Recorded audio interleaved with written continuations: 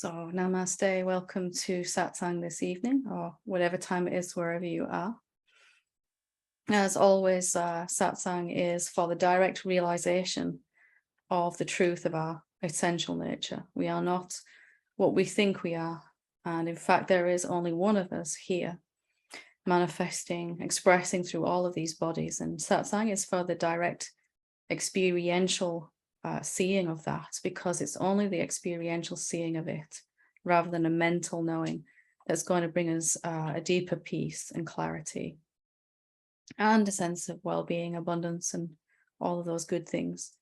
So in Satsang, we spend some time looking at what we really are. We also spend some time looking at what we're not, so that we can get some kind of clarity on that. So tonight I wanted to start off. I have 4 questions that are waiting, that have been sent in. If you don't know, you can send in a question through the Satsang page. There's a form on there that will be read out anonymously. So if there's something you want to ask, but you don't want to, or you don't feel brave enough to put your hand up here, you can send in a question that way. So I'll go with these 4 questions, and then we'll open it up here for questions if there's any live here today. So first one says, hi, Helen, thank you for your love, kindness, and generosity. There is a continuous, deeper seeing of truth here, and the side effect is an ease in life. The karmic patterns still seem to appear, but they are definitely lighter and short-lived. I've always felt that I'd love to share my love of truth in a teaching capacity. I taught yoga and meditation classes, and I'm a therapist. I have a deep passion for writing about truth, and have been doing so for years. It flows out like water. I never feel ready, awakened, or qualified enough to share my love of truth in a formal setting or to advertise myself as a teacher, and yet the truth is all I live and breathe for. It has saved my life. Even as I write these words, fear arises and says, "Who do you think you are? You're kidding yourself." It is as though I'm waiting for a sign or a guarantee that I've arrived, I'm ready. There is a preference of this body to live a life of quiet solitude, writing, and yet this niggling feeling that I'm hiding and should be brave enough to teach. How do I know which is true? And yet, even as I spit this question out, there's a knowing that neither is true. If this body is meant to teach, nothing will stop it. And if not, it won't. Thank you again so much. Sorry, question is long. Lots of love.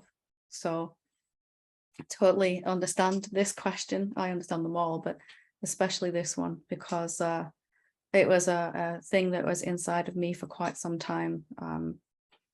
Knowing what I really wanted to do, but having the courage to do it. And really, all I can say is that that feeling for me of not being ready or awakened enough or qualified enough, it never really went completely.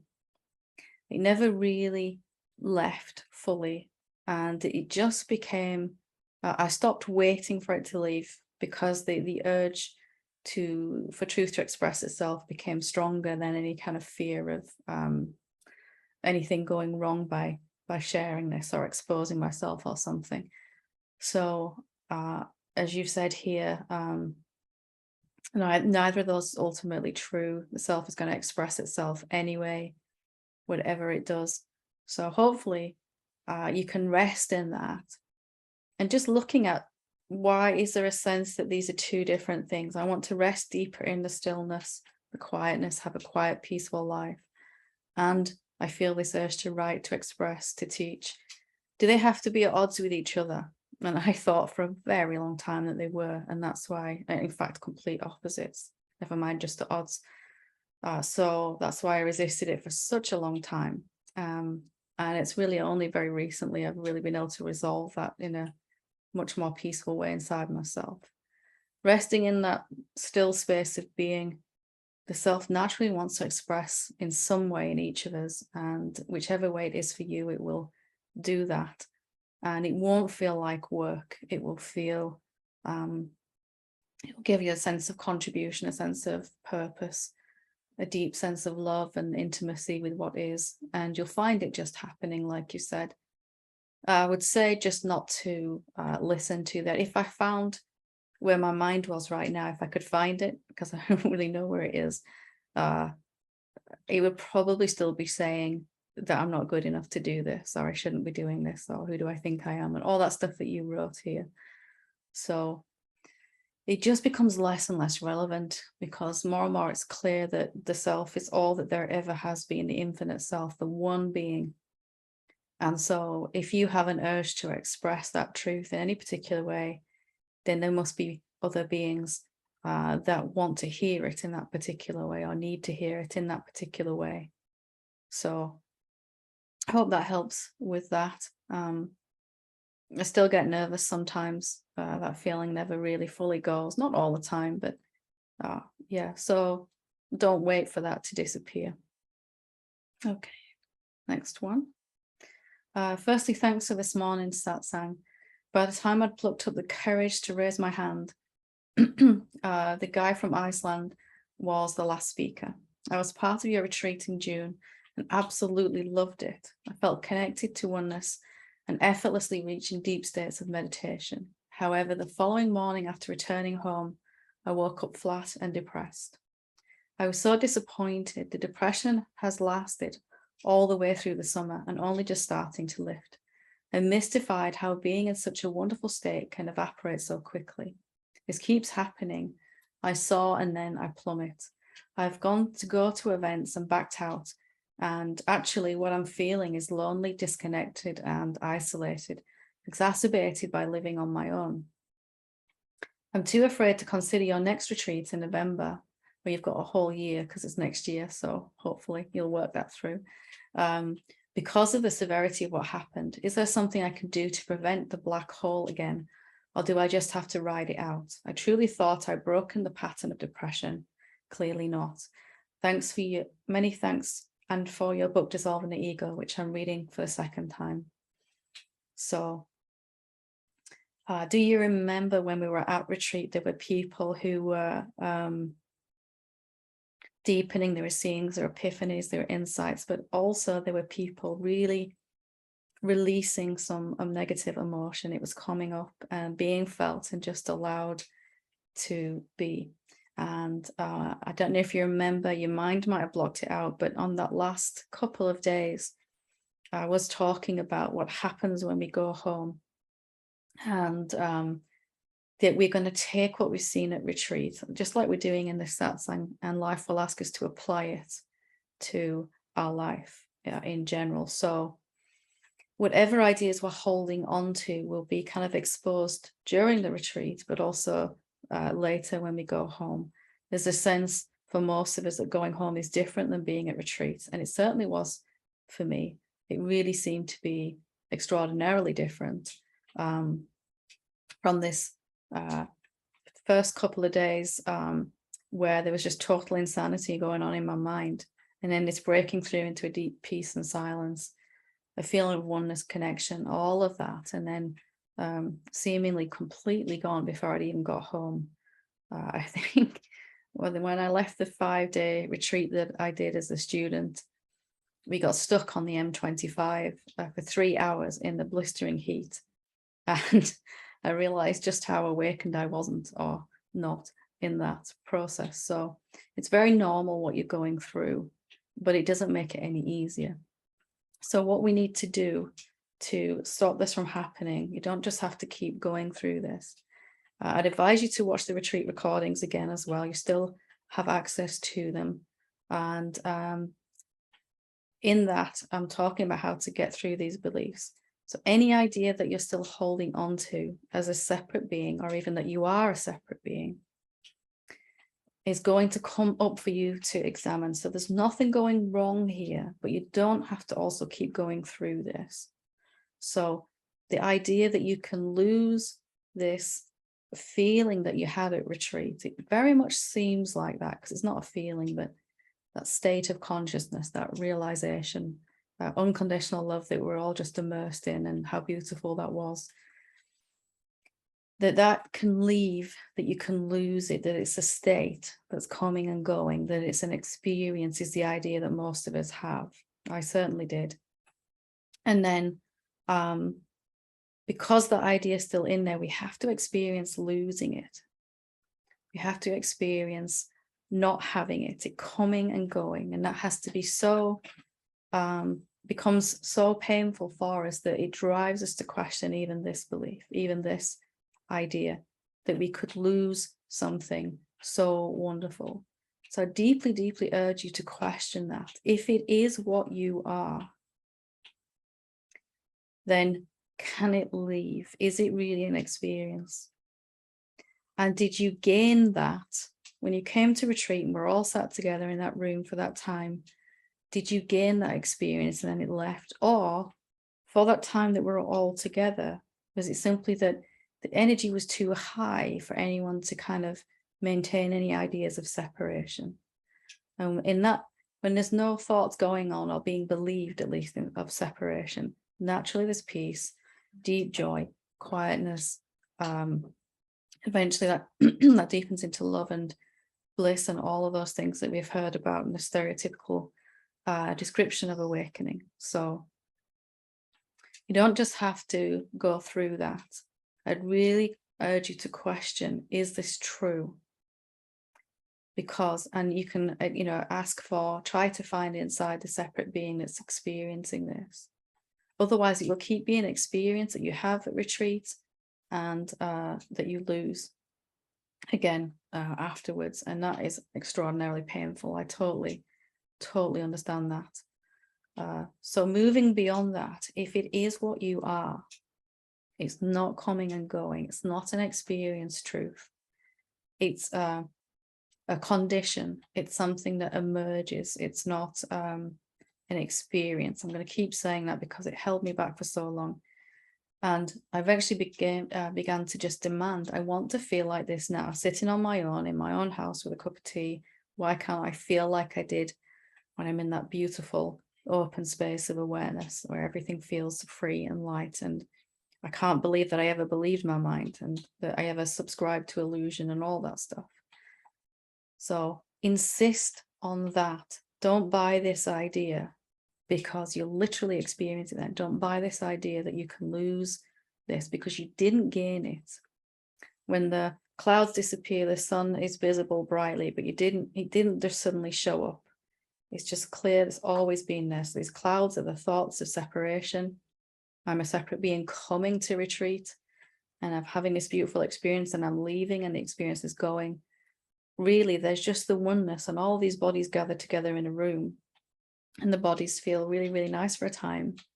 And whether they pick up ideas when they leave or not is up to each one individual, but not separate. So really challenge that. Why can't you feel now like you did then? And insist upon that. Things are going to come up to clear out, belief that you're not good enough, that you're not safe, all of those things that we all have. But do you have to be miserable and suffer through that process? And of course, we all experience that, but it's right in your hands. And I really do hope you come back to retreat because it'd be lovely to have more hugs. So, okay, next one. Okay. Let's figure this out. There we go. In my ongoing struggle with severe insomnia, I'm considering getting a new program by a well-established hypnotist / therapist, but working under your guidance on my real self is my main focus. And I'm wondering whether an intensive psychological approach might increase the divergence between self and everyday small s self and actually set me back. I'd appreciate your view, Helen. Okay, so it's not really what we're doing, it's where we're doing it from. So if that guidance feels right as the self, the noumenon, the infinite awareness, to seek out some extra help to unravel this karmic pattern, then you're going to find that that's helpful, and you probably meet a therapist who is very much in tune with awakening too, and guide you to kind of feel your way through it rather than just sort of thinking your way through it. If it's kind of thought out as a separate being, then you might find that it does kind of contradict what you're looking at in satsang. So how to make sure it's coming from the right place. Well, does it feel good when you think about doing it? Does it feel right? Does it have a sense that you are following some instinctive guidance here with this? Sometimes some of these patterns are so kind of entangled that it's challenging to unravel them yourself. And sometimes working with someone else like that, I've done that myself with a lot of fear. I had to, well, it was helpful to talk it through because I just couldn't see what I was believing. And that really shortcutted the process. Once I'd seen what I was believing, I applied the non-dual process, for want of a better phrase, of challenging that belief and comparing it to what's true for my infinite self. But it would have taken me a lot longer if I hadn't have looked through it that way. So it's never the action that really slows us down or gets in the way or works against what we're doing. It's really where we're doing it from that is going to determine the outcome. So from the right place where it feels good, you'll find the perfect person to help you with that and work it through and speed up your satsang anyway, because they're not at odds with each other naturally. Mind is this big ball of beliefs, and sometimes it helps to have someone that can just help you pull one of them out and look at it and go, oh, I didn't know that was in there. So I hope that helps. Testing it out, feeling how it feels when you think about doing it. If you look up some therapists, that type of thing, and you look at their picture and you go and see them, you know, that kind of, and then just feel how you feel with that. If it feels, your body will give you real-time feedback as to whether this is the right person for you right now. It will feel either open and light and free or something like that, or it will feel there'll be a sense of constriction and tension with that. So, okay, last one. So anybody wants to ask any questions here live, feel free to put your hand up. I'll get to you next. This last one says, hi Helen, in the process of awakening, I'm hoping to let go of an autoimmune disease that is proving to be resistant and has at times threatened my life. So much was going on when I contracted it 30 years ago that it's quite hard to find or remember the real cause. When I try an inquiry and zone into body sensations, I don't get any beliefs emerging, just the intense heat of inflammation or soreness. I ask, what is the belief attached here, but nothing emerges. So I cannot ask the question, is this really true? Any guidance you have would be helpful, as the medications are no longer working at all. So when we are contemplating, trying to find a belief that is reflecting as this body condition illness, this dis-ease in the harmony of the body, is a reflection of some idea that we're holding on to that we haven't seen or looked at clearly. And of course, you know that I'm just kind of saying that to put it into context, because our body is trying to tell us, having to tell us, it's something that perhaps we haven't looked at emotionally, or something that we haven't looked at deep enough emotionally. So if we have a strong emotion, so fear or guilt or unworthiness, even self-hatred, then and we haven't been able to feel that emotion for whatever reason, maybe it didn't feel safe to feel it, or we were told it was wrong, or whatever, we were in a situation where it was generated where we couldn't feel it, then it's really going to be finding the beliefs is really more looking at the emotions. What emotions do you feel on a regular basis that are then reflecting, because as the body condition, because every karmic pattern shows up 3 ways simultaneously: as thoughts, the unconscious beliefs, and then as an emotion, a more gross tangible manifestation than a thought, and then physical, in physicality somewhere, so in this case in your body. So have a look at the negative emotions you feel, and mind will say that you feel this emotion because you have this thing going on in the body. But in truth, that is separation, the emotion caused by what's happening to the body. So if it's life-threatening or has been, there's probably some fear there. And mind will say, I'm scared because this thing is happening to my body. But in the truth, I'm scared because I think I'm a separate being, I'm in danger. And that's reflecting this belief is not allowing the fullness of the life force to flow through the body. And it looks like illness and disease. And the more constricted the life force is, the more severe the illness or the disease will appear to be. So first of all, having a look at the negative emotions that you feel, and then working that back to the belief. And on the website, helenhamilton.org, in the free teaching section, I think there's a list of emotions and hidden beliefs behind them as a suggestion to kind of go with for that, using the contemplation technique. And still, even if you look at the body itself, a second way to look at this, the body is a very literal metaphor for what's going on inside of us. So autoimmune disease is where your body is kind of attacking itself, isn't it?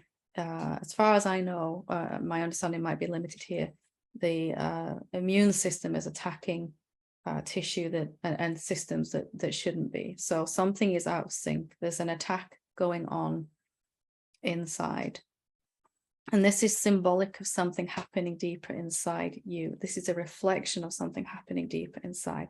Where are you attacking yourself? Where are you criticizing yourself? Where are you hating yourself, even if you look deep enough?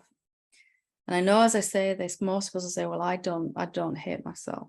You know, it's not that deep. I don't have any feelings that I'm aware of that. And that's why the body's having to show us, because we haven't really seen it. It was astonishing to me that even after several deep seeings, when I actually looked at what was going on, because my life wasn't flowing still, I finally dug out this kind of intense self-hatred, this self-loathing inside that was still there after many seeings, and was experiencing peace and joy. But my life wasn't flowing. So there must have been some belief that was stopping the energy moving down through the body, the energy centers, and then out into the greater manifestation.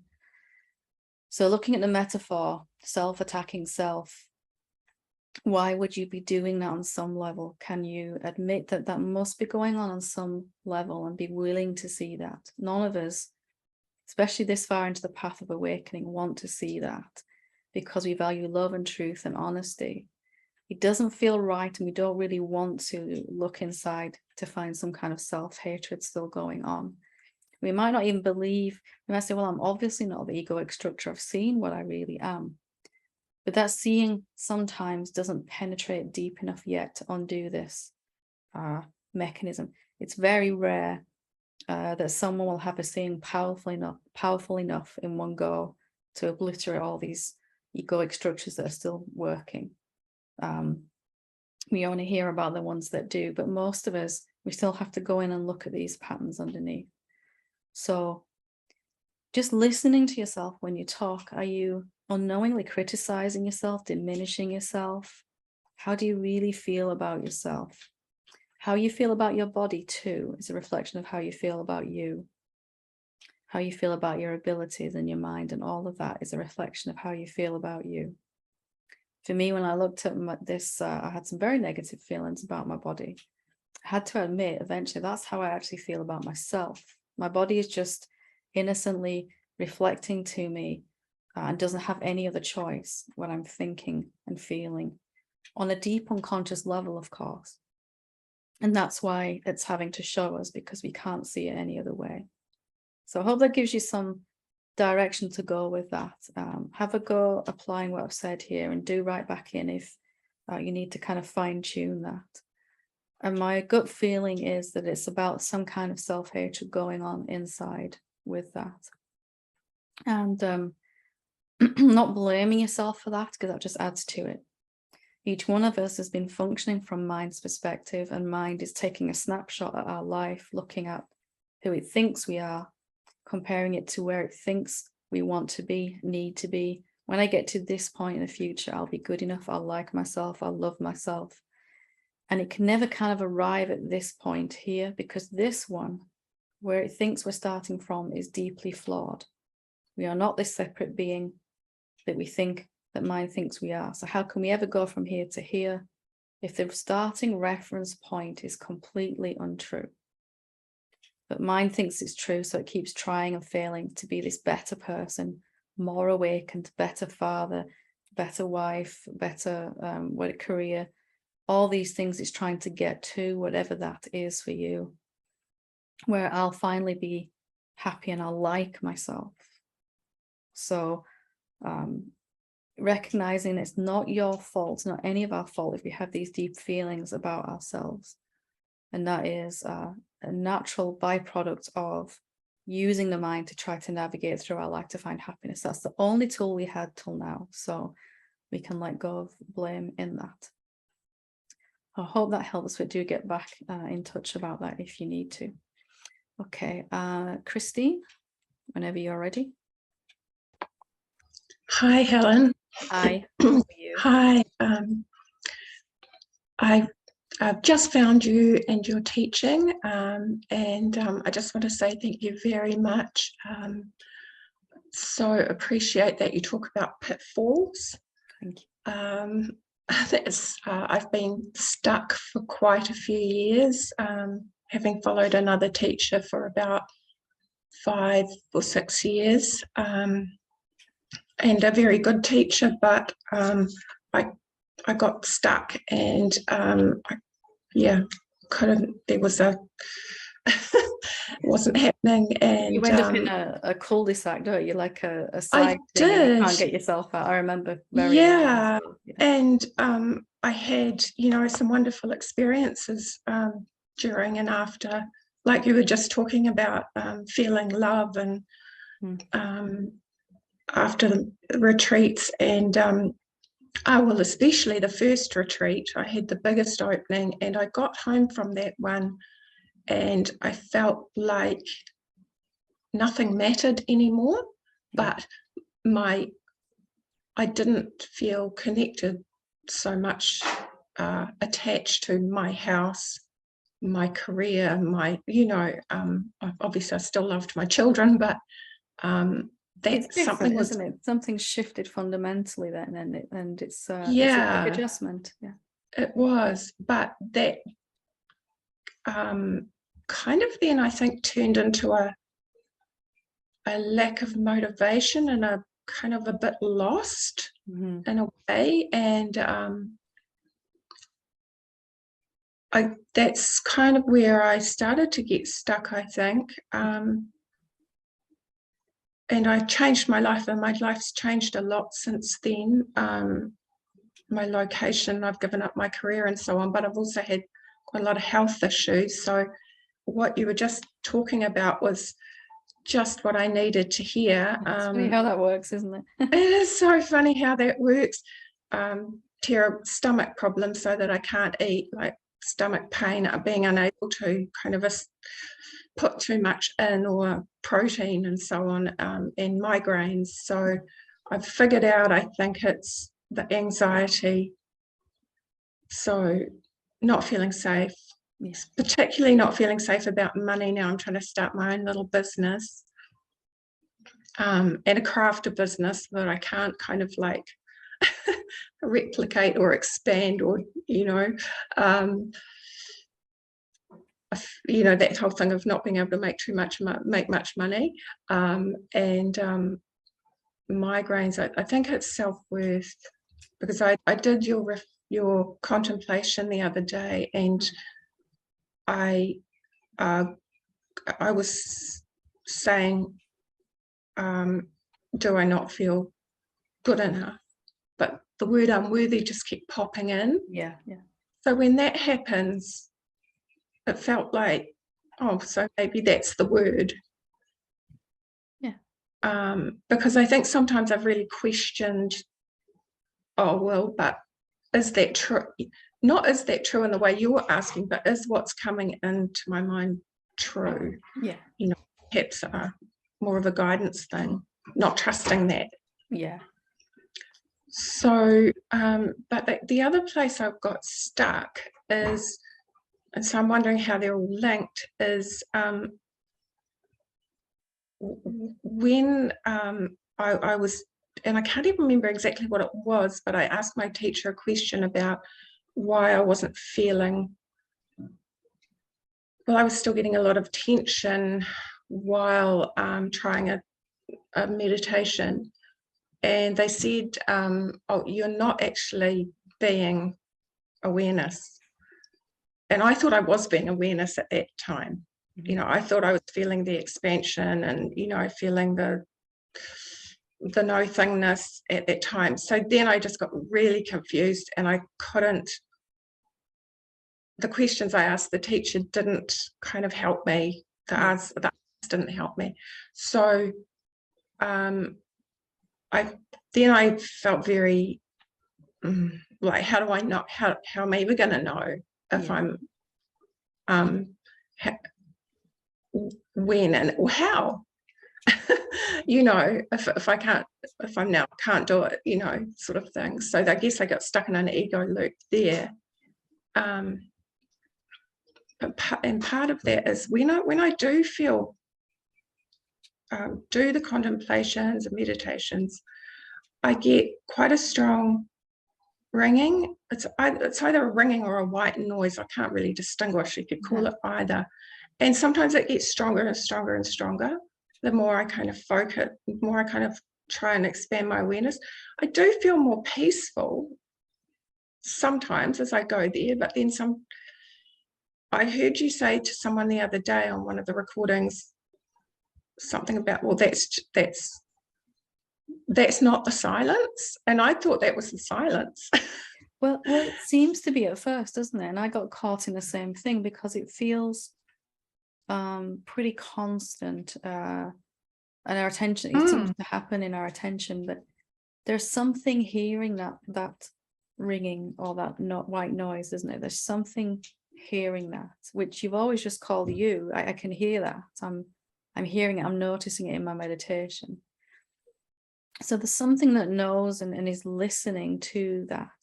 And it's a tricky place because that's a very subtle phenomenon, that ringing, but it is still a phenomenon because it isn't there when you're asleep at nighttime. No. Or if you were unconscious for any reason, you wouldn't hear it then. So it's not there all the time. So a lot of people get caught in that because it is very, very subtle. The more subtle the phenomena, you know, it's easy to look at a chair or a table and say, you know, that's not my real self. But something very subtle like that, we can get stuck in. So something is aware, isn't it? There's awareness of that sound. Yes. And that awareness is just by recognizing that there's awareness of that sound. That's being aware of awareness right there. So you don't have to try to get rid of that sound. You can just notice there's awareness here. In fact, the phenomena can help us. So if a thought pops up, yes. Sorry, I was thinking that the other day. Yeah, well, maybe this is a helpful thing. Yeah, because every time I notice it, I can notice that I'm noticing it. I don't have to be at odds with it. Yeah.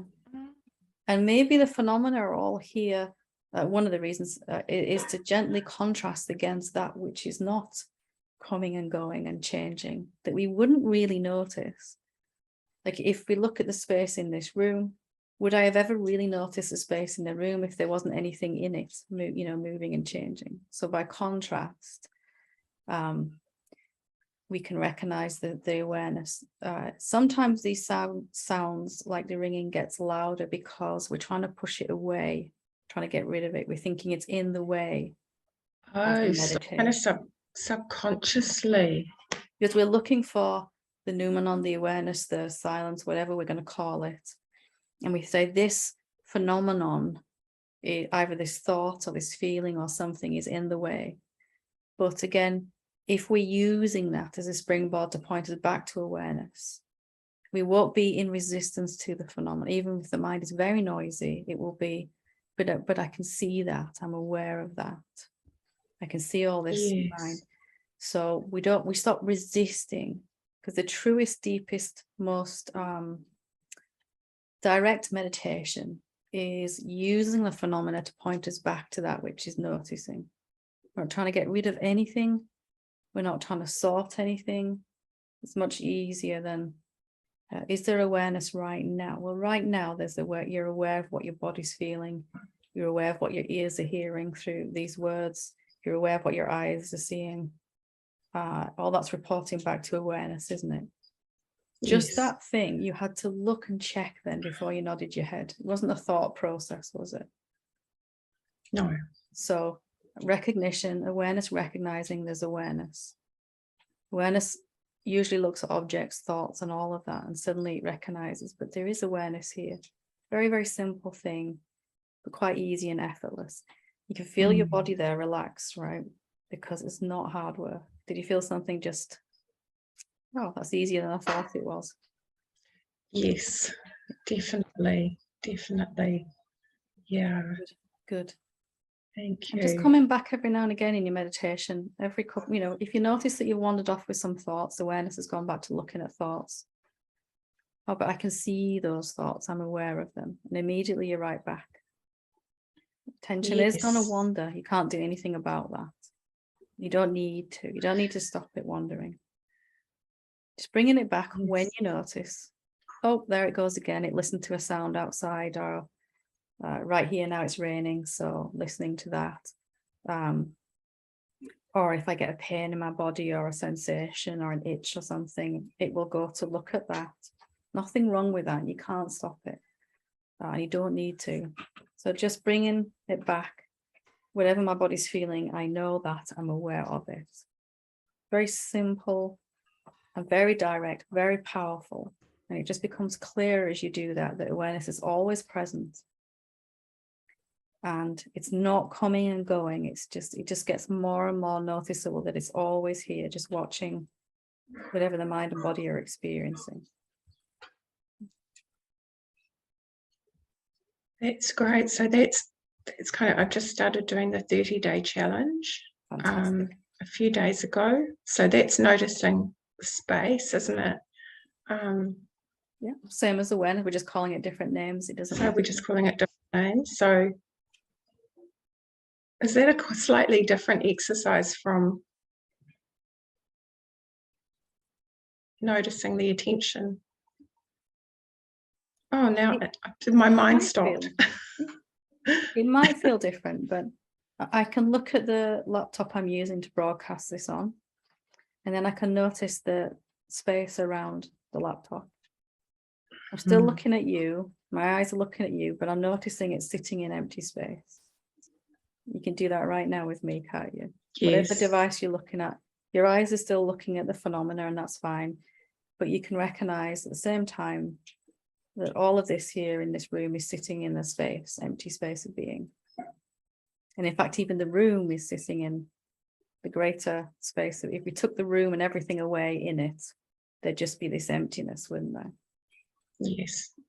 So just like that. And of course, my attention then will go to something that's moving in the room, or something that's moving inside my head or my body. And that's okay. And I'll just kind of zoom back out to notice the space. It's just playing with these. Some days you might feel more like you want to call it awareness. Sometimes you might want to call it emptiness. Some days, for me, silence was really my favorite name for it, but it's all the same. The space in this room is utterly silent. It's utterly still. You could call it stillness too. It's present. You could call it presence. It's not absent, it's present. Just finding whichever ways. Your body will tell you, right? When you find the right one, it goes, I like that actually. Something about that. Wonderful. Thank you. So even just bringing attention back to it a few times like we've done while we're talking here, there's a deep relaxation begins to happen. Yes. Because there's nothing to fight here, is there? My attention's wandered to a phenomenon. I'll just bring it back when I notice. Don't have to get rid of anything. Even if my body's in pain, I can still notice that something knows, is aware of that pain. As I gently bring awareness back to look at itself, I won't be resisting the pain in the body. It'll be easier to, because pain and suffering, physical pain and suffering are two different things. Okay, because I guess I've felt in the past, I'm in too much pain to try to meditate or... So just simply, you're feeling that intensity of the pain, but also recognizing something knows that that's there. Something's noticing it. And of Okay. course, 2 seconds later, attention will go right back to the pain. Yeah, but it's I can't, thoughts will be just gently bringing it back. And that's all an awakened being has done. They've just changed the default setting. As human beings, our default setting is to pay attention to phenomena first and to completely ignore the background, which is the real self. So we're just flipping that on its head, making a new, so that that which is in the background comes to the foreground. And then if my body is in pain, it's happening inside the space of my being. And it's not happening to me then. And I won't be able to resist the pain.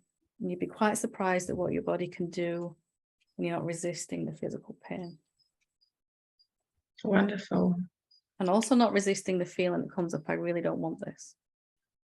Of course we don't want the pain, right? So I had this crazy idea that I should be able to just be totally okay with physical pain, Yeah. Not yeah. so. Okay. I just had to put that one in there, the shot. Yeah. Another cul-de-sac there, right? Yeah. Thank you so much. That's wonderful. I will continue on with that. Wonderful, good. So lovely to meet you. Yeah, yes, lovely to meet you too. What time is it there where you are then?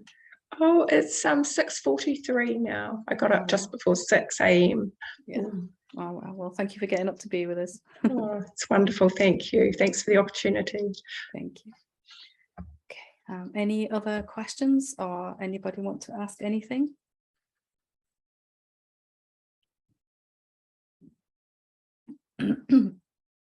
If not, then we will leave it there.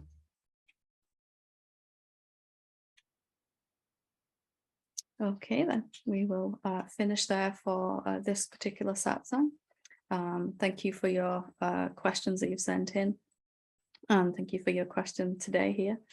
And I hope that you are all at least a little bit clear on what the real self actually is. And most of all, how simple meditation can be, rather than what we think it is. Been there, done that. Thank you. Namaste.